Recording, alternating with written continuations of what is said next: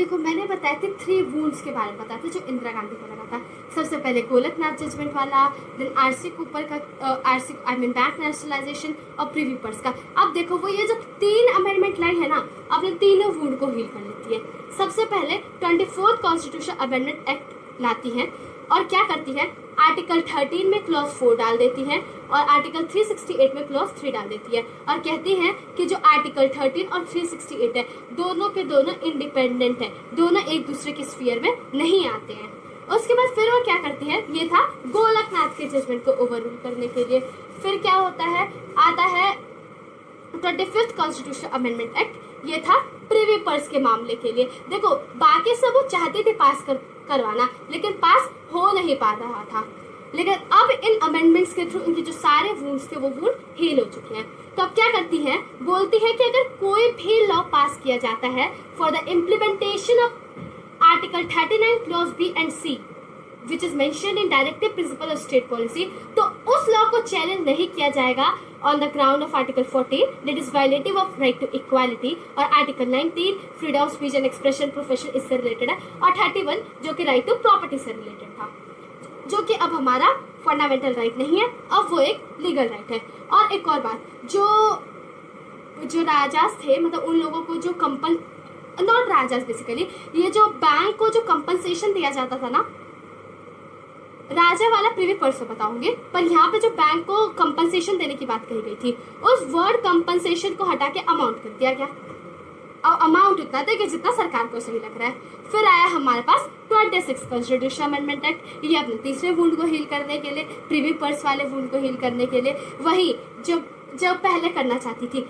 ऐसा अमेंडमेंट लाई कि जो राजास की डेफिनेशन थी, प्रिंसली स्टेट्स की जो डेफिनेशन थी जिनको प्रीवी पर्स मिलता था, वो सब डेफिनेशन से बाहर ही आ गए। बोला कि राजा वो लोग थे जिन्हें प्रीवी पर्स मिला करता था, अब नहीं मिलता। तो इससे साफ साफ एक बात समझ आ रही थी, देखो पावर देखो अब भाई आप देखो क्या धड़ाधड़ सारे अमेंडमेंट पास हुए हैं और जो उनके वुंड से सब वुंड को हील कर लिया गया, मतलब कितनी ही पावर थी। अब इससे एक बात साफ हो गई थी, इंदिरा गांधी जो थी वो चाहती थी जितने भी पावर्स है वो सारी पावर्स पार्लियामेंट के हाथ में आ जाए, जुडिशरी के पास पावर हो उसके फेवर में इंदिरा गांधी थी ही नहीं। इसका मतलब क्या पता चल रहा है, प्योर डिक्टेटरशिप क्वालिटी, राइट। तो ये था कुछ हिस्ट्री। अब हम आएंगे अपने केशवानंदा भारती का जजमेंट कि वो कैसे आता है। तो इसके लिए आपको जानना होगा 29 कॉन्स्टिट्यूशन अमेंडमेंट एक्ट। इसके अंदर केरला लैंड रिफॉर्म्स एक्ट आए थे।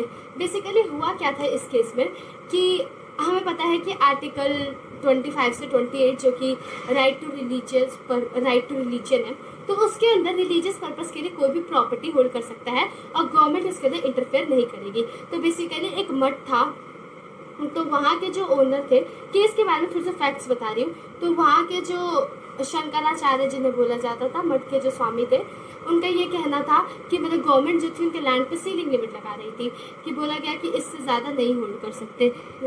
तो जो वहाँ के हेड थे उनका ये कहना था, हेड थे तो उन्हीं के नाम पे मतलब वहीं पे भी वहाँ पे थोड़ा छोटा मोटा कुछ काम चलता था और वहाँ से जो फंड्स आते थे उसी से पूरी मतलब इसकी पूरी जो फंड्स जो चाहिए थे मठ को चलाने के लिए इसी से चलता था।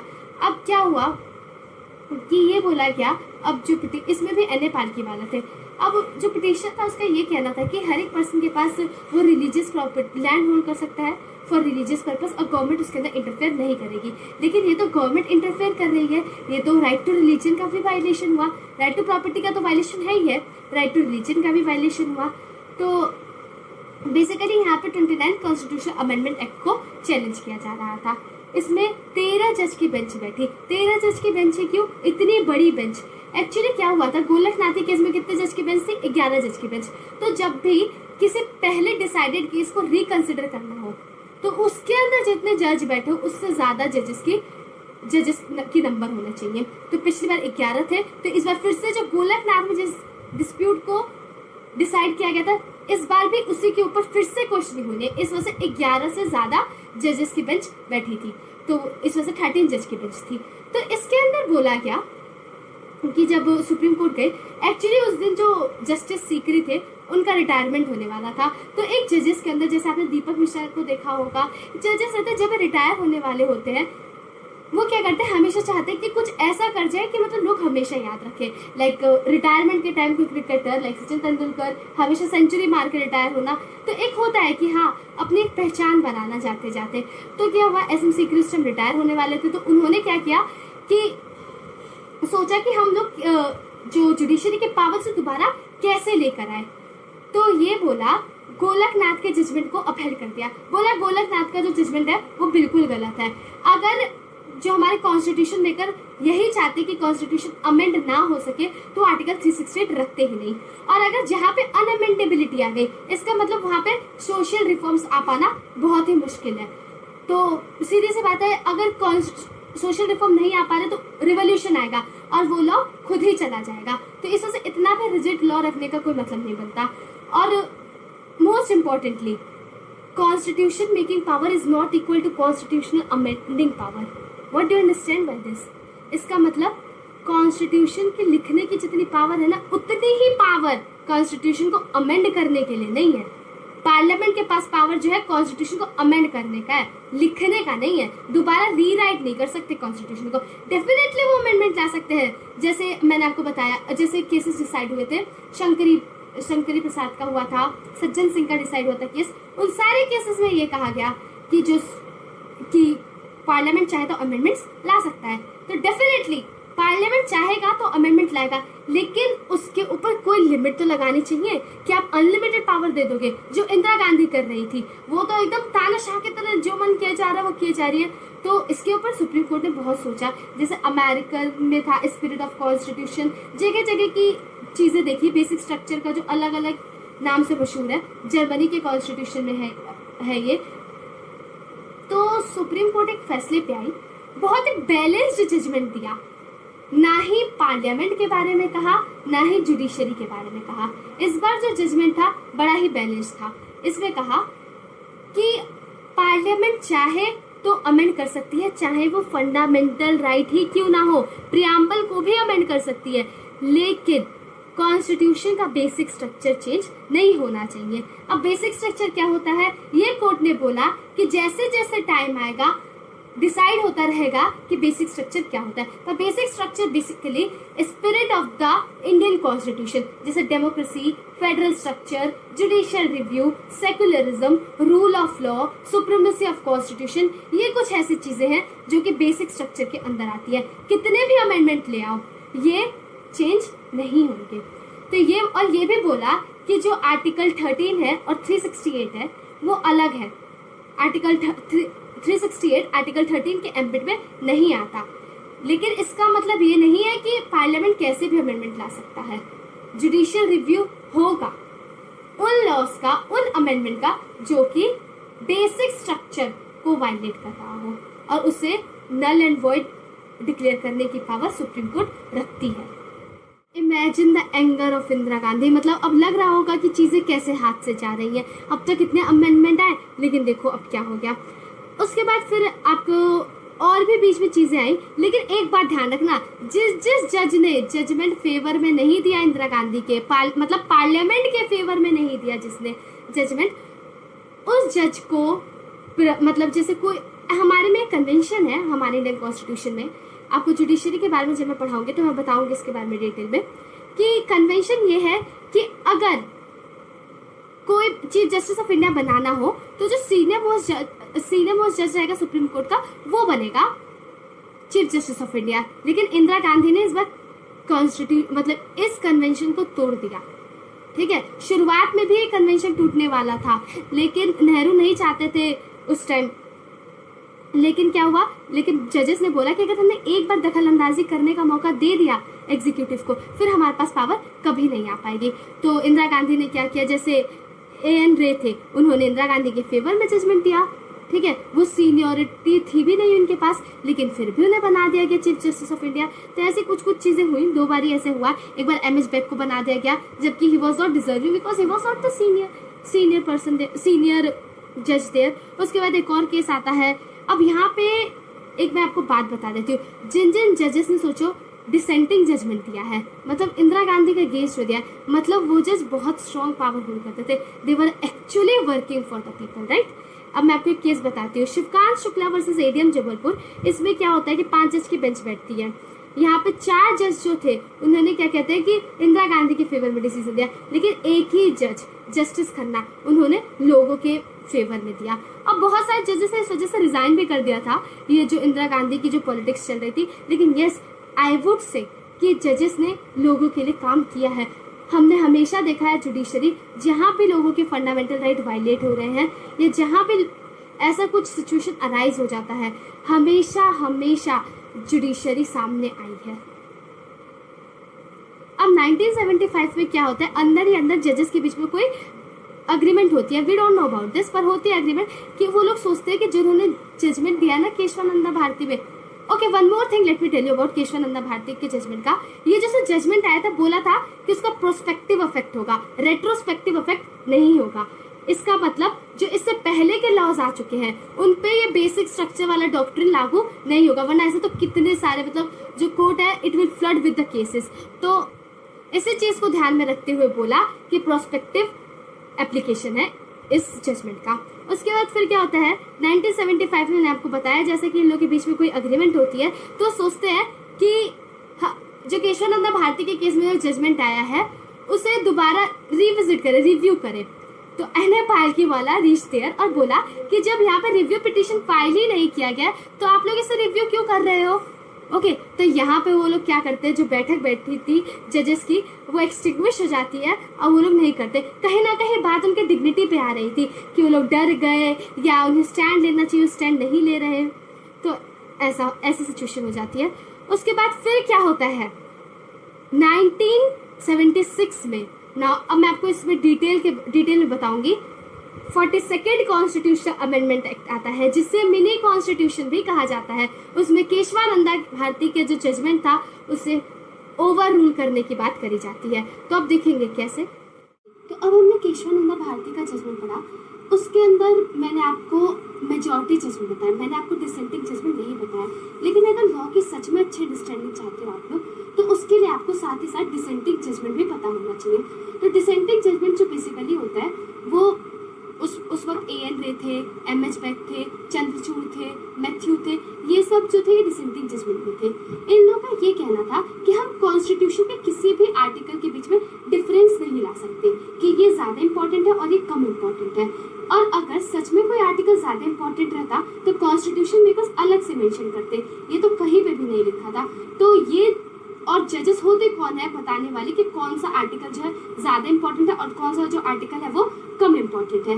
उसके बाद एक और जो डिसेंटिंग जजमेंट था वो ये था कि फंडामेंटल राइट्स को लोग हम अक्सर ह्यूमन राइट्स समझ लेते हैं। फंडामेंटल राइट्स जो है वो ह्यूमन राइट्स नहीं है, क्योंकि अगर वो ह्यूमन राइट्स रहते हैं तो वो बर्थ से आते हैं, नॉट आफ्टर द इंडिपेंडेंस। ये फंडामेंटल राइट्स है इंडिपेंडेंस के बाद से आए। 1950 जब हमारा कॉन्स्टिट्यूशन बना उसके बाद आए हमारे पास फंडामेंटल राइट्स। उससे पहले फंडामेंटल राइट्स क्या चीज़ थी तो किसी को भी नहीं पता। तो मतलब पता था डेफिनेटली, लेकिन इंडियन सिटीजन के लिए सही मायने में फंडामेंटल राइट्स आए तो वो आया कॉन्स्टिट्यूशन आने के बाद। तो ऐसे ही और भी कुछ डिसेंटिंग जजमेंट थे, you should go and read it. अब हम यहाँ पे पढ़ते हैं इंदिरा ने अब बहुत सारे ऐसे केसेस हुए, ऐसा नहीं हुआ कि वहीं पे बेसिक स्ट्रक्चर की बात है अब बात खत्म हो गई। ये जो लड़ाई थी पार्लियामेंट और जुडिशरी के बीच में वो कोई छोटी लड़ाई नहीं थी, वो बड़ी लड़ाई थी। उसके बाद फिर एक आता है केस जहाँ पे फिर से बेसिक स्ट्रक्चर की बात करने को मिलता है, वो होता है इंदिरा नेहरू गांधी वर्सेस राजनारायण। मैं जितने भी आपको केसेस बताऊंगी ऑर्डर में बताऊंगी। तो केशवानंदा के बाद ये वाला जजमेंट आया। इसके अंदर क्या हुआ, जो इंदिरा गांधी थी उनके इलेक्शन के से रिलेटेड कोई डिस्प्यूट चल रहा था इलाहाबाद हाई कोर्ट में, ठीक है। तो इलाहाबाद हाई कोर्ट में जो पिटिशनर था उनका ये क्लेम था जो इंदिरा गांधी थी उन्होंने करप्ट प्रैक्टिसेस का यूज किया है और वही करप्ट प्रैक्टिसेस यूज करके ये इलेक्शन जीती है। तो जब पूरी इंस्पेक्शन वगैरह हुई तो पता चलता है कि सच में उन्होंने करप्ट प्रैक्टिसेस यूज करी। अब उनके इलेक्शन को क्या कर दिया जाता है, इनवैलिडेट। अब क्या हुआ, जैसे ही इनवैलिडेट कर दिया गया उन्होंने बोला कि अब जो है वो केस को सुप्रीम कोर्ट ले जाएंगी। अब जैसे ही केस सुप्रीम कोर्ट जाने की बात हुई तो पिटीशन फाइल हुआ, हाई कोर्ट ने इलाहाबाद हाई कोर्ट ने इलेक्शन इनवैलिडेट कर दिया। उसके बाद फिर क्या होता है, सुप्रीम कोर्ट तब थी वेकेशन पे, तो इन्होंने क्या किया, अभी अपील जो थी सुप्रीम कोर्ट में पेंडिंग थी, तभी वो ले आई 39 कॉन्स्टिट्यूशनल अमेंडमेंट। और उस कॉन्स्टिट्यूशनल अमेंडमेंट एक्ट में ये है कि जुडिशरी के पावर में नहीं है कि वो इलेक्शन डिस्प्यूट सॉल्व करे if it is related to president, vice president, speaker और प्राइम मिनिस्टर। तो सीधी सी बात है, अब वो सेफ हो चुकी है outside the clutches of judiciary. तो अब क्या हुआ, इसे पिटिशनर ने चैलेंज किया कि ये गलत था 39 कॉन्स्टिट्यूशन अमेंडमेंट एक्ट को, और उसे मिलके इनवैलिडेट डिक्लेयर कर दिया गया। बोला क्या कि कहीं से भी फ्री और फेयर इलेक्शन नहीं हो रहा, जो कि डेमोक्रेसी का बहुत ही एसेंशियल एलिमेंट है, और democracy forms the basic structure of Indian constitution. उसके बाद उन्होंने जुडिशियल रिव्यू को भी हटा दिया था। जुडिशियल रिव्यू हटा, इसका मतलब क्या हुआ कि जजेस की पावर चली गई। जजेस ही है protectorate the guardian of our Indian constitution, तो ये भी बेसिक स्ट्रक्चर के अगेंस्ट था। उसके बाद जहाँ पे फ्री एंड फेयर इलेक्शन ना हो वहाँ पे इक्वालिटी कैसे होगी। उसके बाद और कुछ बेसिक स्ट्रक्चर, जैसे मैंने आपको बता रखा है कि बेसिक स्ट्रक्चर हमें एक्चुअली पता नहीं है कि वो है क्या, केसेस टू केसेस पे वो डिसाइड किया जाएगा। तो इसके अंदर बताया गया है, जैसे ये बताया गया कि डेमोक्रेसी है, उसके बाद हर एक पर्सन का equality, then freedom of religion and conscience, then government laws की होगी ना कि मेन की। तो ये कुछ चीजें थी जो इंदिरा नेहरू गांधी के केस में बताया गया। उसके बाद हम आते हैं अपने अगले केस में, जो कि 1980 का केस है, Minerva mills limited versus union of India. ये केस आता है 42nd अमेंडमेंट के बाद। जब मैं आपको बता रही थी 42nd अमेंडमेंट के बारे में, तो मैंने इसका जिक्र किया था 42nd अमेंडमेंट एक्ट। ये बहुत ही खुद में ही एक बहुत ही इंपॉर्टेंट टॉपिक है। I will make a video on this. तो एक्ट में नहीं जाते, कुछ इंपॉर्टेंट बातें जानेंगे जितना केस के लिए जरूरी है। तो Minerva mills limited versus union of India, इसमें क्या होता है कि जो आर्टिकल 31C रहता है और 368 को चेंज किया जाता है। आर्टिकल 31C क्या कहता है और 368, आर्टिकल 31C का कहना ये है कि अगर कोई भी लॉ आता है, ठीक है, और वो लॉ DPSP को इम्प्लीमेंट करने के लिए आता है, तो हम उसे इस वजह से नहीं चैलेंज कर सकते कि वो आर्टिकल 14 का, आर्टिकल 19 का और आर्टिकल 31 का वायलेशन कर रहा है, ठीक है। उसके बाद आर्टिकल 368 को भी इनवैलिडेट करने को कहा, क्योंकि उसके अंदर पार्लियामेंट को अनलिमिटेड अमेंडिंग पावर मिल रही थी। तो ऐसा बोला गया कि लिमिटेड अमेंडिंग पावर ही खुद में एक बेसिक स्ट्रक्चर फॉर्म करता है। पार्लियामेंट का लिमिटेड अमेंडिंग पावर खुद में एक बेसिक स्ट्रक्चर फॉर्म करता है। उसके बाद ये बोला कि ना हमारे लिए फंडामेंटल राइट सुप्रीम है, ना DPSP, दोनों के बीच में हार्मनी होनी चाहिए, तो ही हमारा कॉन्स्टिट्यूशन वर्क करेगा।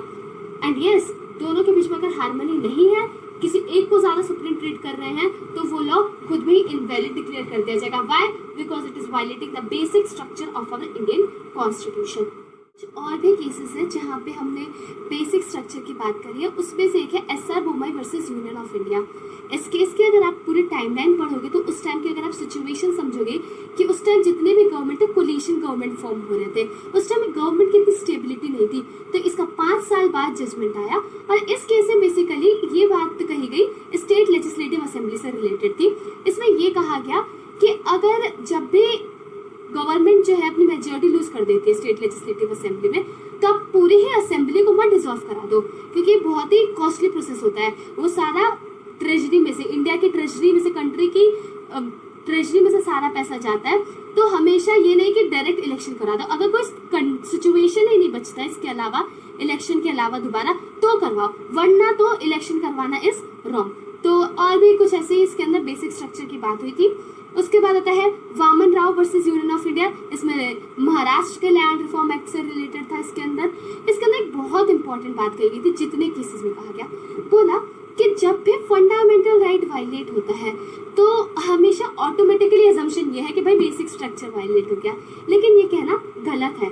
ऐसा भी होता है कि फंडामेंटल राइट वायलेट होने से बेसिक स्ट्रक्चर वायलेट नहीं होता। तो अब ये हमारा पूरा केसेस के थ्रू मैंने आपको बता दिया है, जितने केसेस मैं बता सकती थी, और इतना ज़्यादा डिटेल वीडियो बनाना भी नहीं पॉसिबल हो पाता। So I have tried my best कि मैं जितना दे सकूं इन दिस वीडियो लेक्चर। अब यहाँ पे पूरा कंक्लूड करके मैं ये कहना चाहूँगी, अगर बेसिक स्ट्रक्चर का मैं थोड़ा सा कहना होगा तो मैं ये कहूँगी कि वो टाइम टू टाइम जुडिशरी जो है डिफाइन करती रहेगी। ये बहुत ही एक बहुत फाइन बैलेंस है फ्लेक्सिबिलिटी और रिजिडिटी के बीच का। जैसे हमारा कॉन्स्टिट्यूशन है ना, बहुत ज़्यादा रिजिड है अगर बहुत, और ना ही बहुत ज़्यादा फ्लेक्सिबल है, लेकिन उसकी इस अमेंडिंग पावर पे एक तरीके का हमने क्या लगा दिया, लिमिटेशन लगा दिया। वो लिमिटेशन क्या है, बेसिक स्ट्रक्चर, जो कि हमारे कॉन्स्टिट्यूशन के एसेंस को, स्पिरिट को बचाए रखेगा।